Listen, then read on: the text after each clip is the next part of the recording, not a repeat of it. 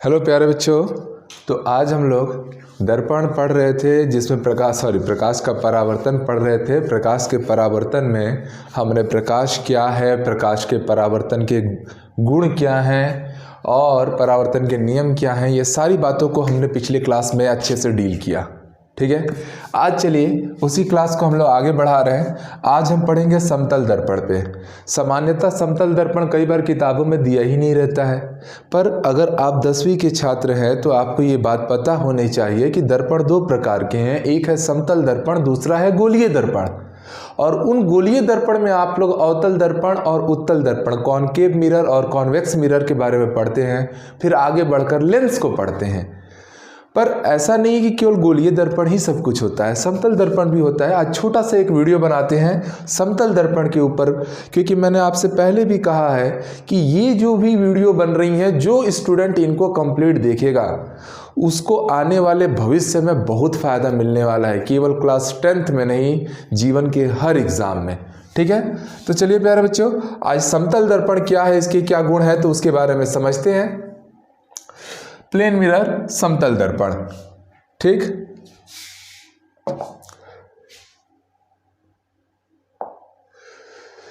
वह दर्पण जिसमें परावर्तक पृष्ठ क्या हो, समतल हो। जैसे मान लीजिए ये एक मेरा दर्पण है जिसे मैं समतल दर्पण कह रहा हूं। ठीक, इसका परावर्तक पृष्ठ क्या है, समतल है।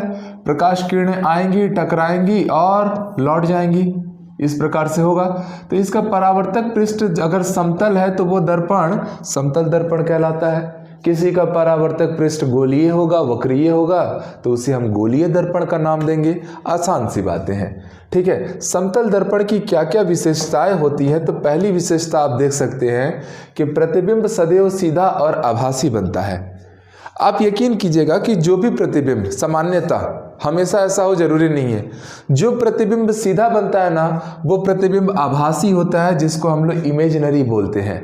ठीक है, और जो उल्टा प्रतिबिंब बनता है उसे हम सामान्यतः वास्तविक प्रतिबिंब लेते हैं। ऐसा हर बार हो ऐसा जरूरी नहीं है, पर 100 में से 90% केस में सीधा प्रतिबिंब आभासी लिया जाता है और उल्टा प्रतिबिंब वास्तविक लिया जाता है। जब आप आईने में खुद को देखते हैं तो आपका आईना क्या है, समतल दर्पण है। आपका प्रतिबिंब तो सीधा दिखाई देता है। ऐसा तो नहीं है कि पैर ऊपर और मुंडी नीचे हो गया, सीधा दिखाई देता है, मतलब वो कैसा प्रतिबिंब बनाया है, आभासी प्रतिबिंब। दूसरा पॉइंट देखिए कि प्रतिबिंब की ऊंचाई जिसे I से निरूपित किया जाता है और वस्तु की ऊंचाई O से निरूपित किया जाता है। इसको हाइट ऑफ इमेज बोलते हैं। इमेज मतलब I और ये है हाइट ऑफ ऑब्जेक्ट मतलब O। दोनों आपस में क्या होती हैं, बराबर होती हैं। किसके लिए बराबर होती हैं, तो याद रखेंगे समतल दर्पण के लिए। गोलीय दर्पण में ऐसा जरूरी नहीं होगा। ठीक है, यहीं से मैं एक और पॉइंट जोड़ देता हूं बच्चों, अभी मैंने आपको पढ़ाया नहीं है, पर जो रेखीय आवर्धन होता है, लीनियर मैग्निफिकेशन, उसका फॉर्मूला याद रखेंगे, वो I/O होता है। यहाँ I और O दोनों का मान क्या है, बराबर। अगर ये 2 मीटर का है तो ये भी कितना मीटर का है, 2 मीटर का। तो भैया 2/2 करने से समतल दर्पण के लिए आप समझ गए कि रेखीय आवर्धन, लीनियर मैग्निफिकेशन का मान कितना आ गया, 1 आता है। ठीक है, ये एक इंपॉर्टेंट पॉइंट है, इसको जोड़ देना। ठीक, अब ध्यान से समझना, समतल दर्पण के लिए वस्तु की ऊंचाई और प्रतिबिंब की ऊंचाई तो बराबर हो गई। सिमिलरली समतल दर्पण में वस्तु की दूरी और प्रतिबिंब की दूरी भी बराबर होती है। जैसे मान लो ये मेरा एक दर्पण लगा हुआ है और यहाँ पर मेरे एक वस्तु है, वस्तु मतलब कोई आदमी है, जो कितनी दूरी पर है, तो अगर वो 1 मीटर की दूरी पर है तो अंदर बनने वाला, दर्पण के अंदर बनने वाला उसका प्रतिबिंब भी, दर्पण के अंदर बनने वाला उसका प्रतिबिंब भी कितने मीटर की दूरी पर रहेगा प्यारे बच्चों, 1 मीटर। जैसे आप लोग देखते ही हो, मान लो मेरे सामने एक आईना है, मैं उसमें 1 कदम आगे बढ़ा तो मैं पाता हूं कि जो मेरा प्रतिबिंब भी है वो भी मेरी ओर 1 कदम आगे बढ़ जाएगा। मैं 2 कदम पीछे हट गया तो मेरा प्रतिबिंब भी दर्पण के अंदर क्या हो जाएगा, 2 कदम पीछे चले जाएगा। मतलब दर्पण से मैं जितनी दूरी पर व्यवस्थित हो रहा हूं, मेरा प्रतिबिंब भी अपने आप को उतनी ही दूरी पर क्या कर रहा है, एडजस्ट कर रहा है। मतलब प्रतिबिंब की दूरी और वस्तु की दूरी आपस में क्या होती है, बराबर होती है। किसके लिए, समतल दर्पण के लिए। अब इसमें एक बात हमेशा के लिए याद रखना, जो आप लोग ये चैप्टर पढ़ोगे ना प्रकाश, उसमें u का मतलब होता है वस्तु की स्थिति या वस्तु की दूरी दर्पण से, और v का मतलब क्या होता है प्रतिबिंब की स्थिति या प्रतिबिंब की दूरी। तो समतल दर्पण के लिए दोनों आपस में क्या होती हैं, बराबर। तो वस्तु की दूरी, प्रतिबिंब की दूरी दर्पण से सदैव क्या होनी है, बराबर होनी है। ठीक है, और आवर्धन का मान तो एक होना ही है, ये बात तो आप लोग समझ ही गए। चलिए नेक्स्ट आगे आ जाते हैं बच्चों। नेक्स्ट देखिए और भी क्या क्या प्रॉपर्टी है इसकी। प्रतिबिंब पार्शियली उल्टा बनता है, ये समतल दर्पण की एक और खास गुण है। दूसरा, किसी h ऊंचाई के मनुष्य को अपना संपूर्ण प्रतिबिंब देखने के लिए न्यूनतम h/2 ऊंचाई का दर्पण आवश्यक है। कहानी का मतलब समझिएगा इस लाइन का, कि मान लीजिए मेरी जो ऊंचाई है वो मैं कहता हूँ 6 फीट है, तो अगर मुझे मेरे पैर के नाखून से लेकर सर तक की अगर पूरी की पूरी हाइट देखनी हो किसी एक दर्पण में, समतल दर्पण में, तो उस दर्पण की ऊंचाई कम से कम मेरी ऊंचाई का कितना होना चाहिए, आधा होना चाहिए। मतलब अगर इंसान की ऊंचाई 6 फीट है तो उसकी पूरी शरीर को देखने के लिए कम से कम 3 फीट का दर्पण आपको चाहिए। तो ये एक इम्पॉर्टेंट कॉन्सेप्चुअल पॉइंट है, जीवन में कभी काम आ जाएगा। ठीक है, और ये वाला पॉइंट छोड़ दो। यदि दीवार की ऊंचाई h हो तो उसे देखने के लिए h/3 लगता है। मतलब अगर मान लीजिए मैं सामने खड़ा हूँ 6 फीट का आदमी और मेरे पीछे 10 फीट का दीवार है, अगर पूरा दीवार को आपको देखना है उस दर्पण में तो h/3 हाइट चाहिए। मतलब अगर 9 फीट का दीवार है तो 3 फीट का आपको दर्पण चाहिए। उतना इंपॉर्टेंट पॉइंट नहीं था। ये पॉइंट प्यारे बच्चों बहुत इंपॉर्टेंट है कि जो समतल दर्पण होता है उसका f का मतलब होता है फोकस। किसका फोकस? समतल दर्पण का फोकस। तो समतल दर्पण का जो फोकस होता है, ये याद रखना, ये अनंत होता है। समतल दर्पण का फोकस कितना होता है? अनंत होता है। गोलीय दर्पण में जब आप लोग अवतल दर्पण, उत्तल दर्पण पढ़ेंगे तब आप पाएंगे कि उनका फोकस का मान कुछ न कुछ होता है, अनंत नहीं होता है। अनंत किसका होता है? समतल दर्पण। एफ का मतलब क्या है? फोकस। फोकस क्या है? नेक्स्ट क्लास में आपको समझ में आ ही जाएगा। बाकी रेखीय आवर्धन का मान मैंने अभी भी बताया, कितना आया था? 1 आया था। तो ये रहा हमारा समतल दर्पण और उससे रिलेटेड कुछ इंपॉर्टेंट पॉइंट्स। नेक्स्ट आगे आ जाइए। समतल दर्पण द्वारा निर्मित प्रतिबिंबों की संख्या। तो कितने प्रतिबिंब कब कब बनेंगे समतल दर्पण में? तो आप देख सकते हैं कि यहाँ सबसे पहले यदि 2 समतल दर्पण कितने लेने हैं? 2 लेने हैं, परस्पर थीटा कोण पर झुके हुए हों, तो n का मान आपको पहले लाना है। और ये n कैसे आएगा? 360/थीटा करके। जैसे मैं आपको एग्जाम्पल से दिखाता हूँ, मानिएगा बच्चों, ये मान लीजिए मेरा समतल दर्पण 1 है और ये मेरा समतल दर्पण 2 है। दोनों को अलग अलग मैंने कलर से कर दिया। ठीक, ये मेरा मिरर 1 है, मिरर 1, मिरर मतलब दर्पण, और ये मेरा मिरर 2 है। दोनों कितने डिग्री के कोण पे झुके हुए हैं? थीटा डिग्री के कोण पे झुके हुए हैं। तो हमेशा n को कैसे लाना है? n को लाना है बच्चों 360/थीटा करके। ठीक, अब ये n का मान, यही n का मान अगर 360/थीटा करके अगर आप ला रहे हो, अगर n का मान, समझना बात को, यदि ये n का मान एक सम संख्या आ गया, कैसी संख्या आ गई? सम संख्या आ गया, इवन नंबर आ गया, तो आप सीधे सीधे पाएंगे कि जितने प्रतिबिंब बनेंगे, ठीक है, प्रतिबिंबों की संख्या, बनने वाले प्रतिबिंबों की संख्या, प्रतिबिंबों की संख्या आप सीधे सीधे क्या ले लेंगे? n-1। ठीक, अगर ये n का मान विषम संख्या आ गया, कैसा आ गया प्यारे साथियों? विषम संख्या। तो विषम संख्या के केस में ना 2 अलग अलग कंडीशन होंगी। पहला वस्तु समद्विभाजक पर हो। देखो ये थोड़ा सा टफ लगेगा बट अभी एग्जांपल कराऊंगा, समझ में आ जाएगा। ठीक है, समद्विभाजक पर हो, ये पहला कंडीशन है। दूसरा कंडीशन समद्विभाजक पर ना हो, वस्तु जो है हमारी समद्विभाजक पर ना हो,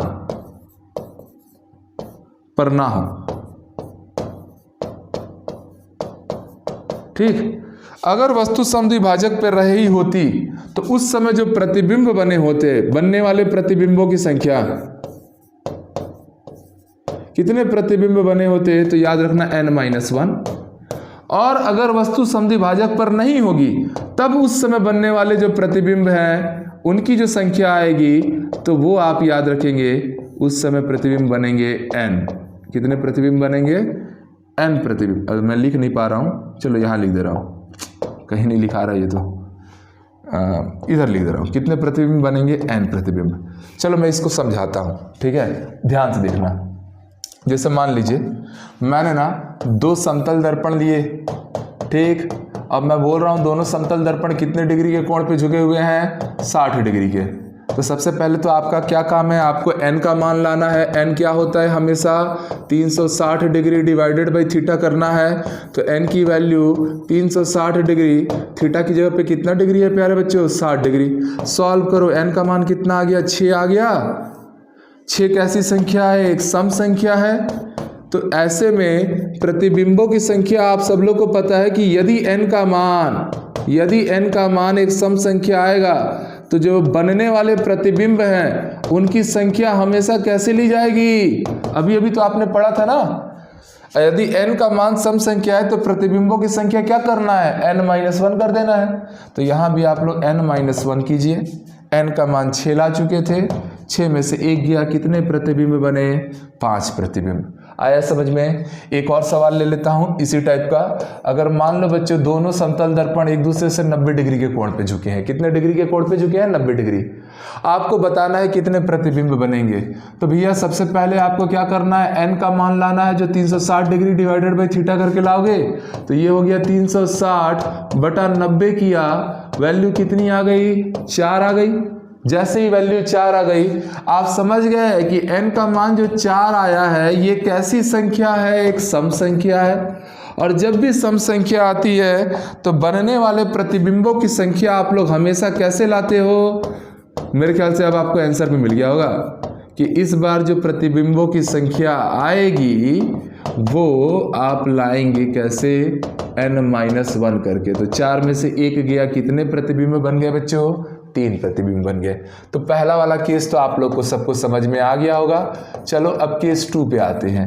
जब n का मान एक विषम संख्या हो, इसको जल्दी से नोट कर लिए रहना, ठीक है? हो गया? आगे बढ़ जाते हैं, वीडियो पीछे करके भी आप नोट कर सकते हो। n का मान प्यारे बच्चों अगर विषम संख्या आता तब के लिए अभी हम केस पढ़ेंगे। जैसे मान लीजिए मैंने आपको वैल्यू दिया है, थीटा का वैल्यू दिया है 72 डिग्री। कितना डिग्री? 72 डिग्री। तो जब आप n लाने जाएंगे, आप n हमेशा कैसे लाते हैं? 360 बटा 72 करते हैं, ठीक। तो 360 बटा 72 करेंगे तो इस बार n का मान आप पाएंगे 5। कितना पाएंगे? 5, जो एक कैसी संख्या है? एक ऑड नंबर है, विषम संख्या है। जैसे ही n का मान 5 आया तो प्यारे बच्चों आप सबको समझ में आ जाता है कि यहां पर 2 केस लगेगा, ठीक है। आपको क्वेश्चन ऐसा देता कि मान लीजिए दो समतल दर्पण 72 डिग्री के कोण पे झुके हुए हैं और वस्तु दर्पण के समद्विभाजक पर है। वस्तु कहाँ है? वस्तु समद्विभाजक पर है। तो अगर वस्तु समद्विभाजक पर रखी रहती तब का क्या केस होगा? और दूसरा केस इसी में हम लोग को मान लीजिए ऐसा दिया रहता, ठीक। दूसरा केस, वस्तु समद्विभाजक पर नहीं है, भाजक पर नहीं है।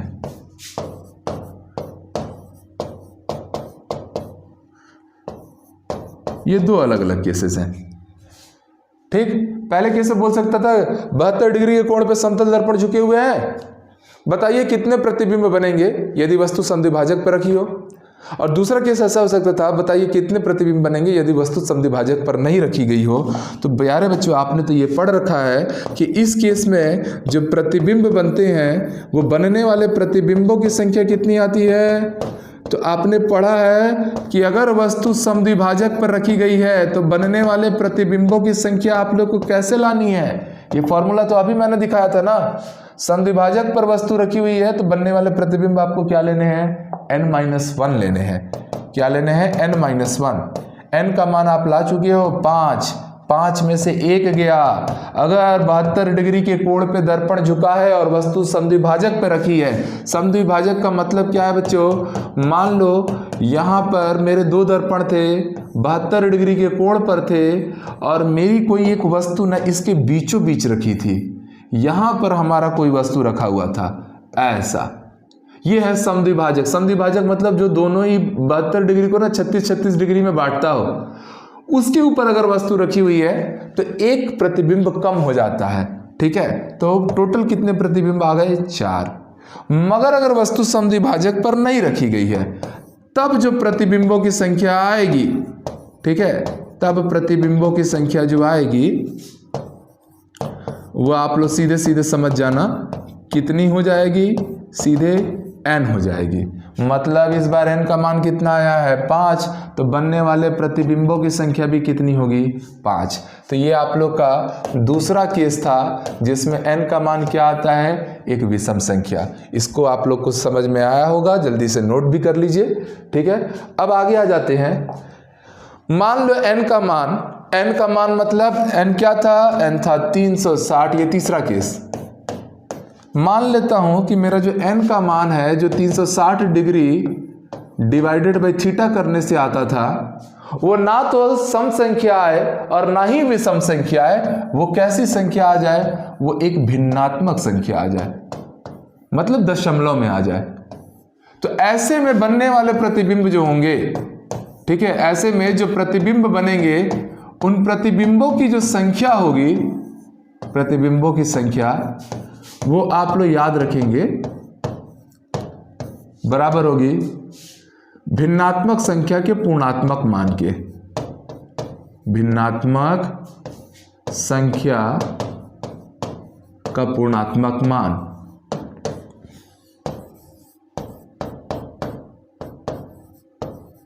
ये पूर्णांक मान बोल सकते हो, ठीक है। चलो पूर्णात्मक लिख ही दिए तो जैसे इसको सवाल से समझते हैं।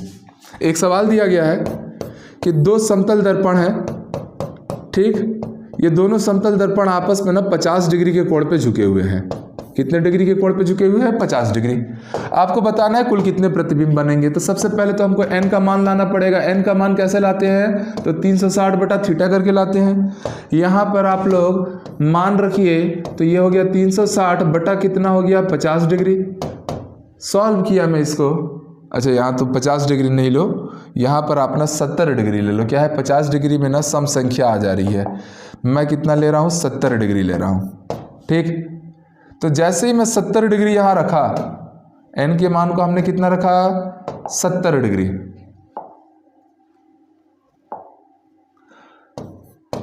तो अब आप सॉल्व करेंगे, 0 0 कट गया, 7 से 35, 7 5 35 हो गया, दशमलव लगा, वो 1 बचा था वो 10 बन गया, तो 7 एकम 7 आया, 3 30 बन गया, 7 चौक 28 आया, फिर 2 0 20 बन गया, 7 तिरिके 21, लगभग इतना आ रहा है, 5.143 दशमलव में आ रहा है, भिन्नात्मक संख्या आ रही है।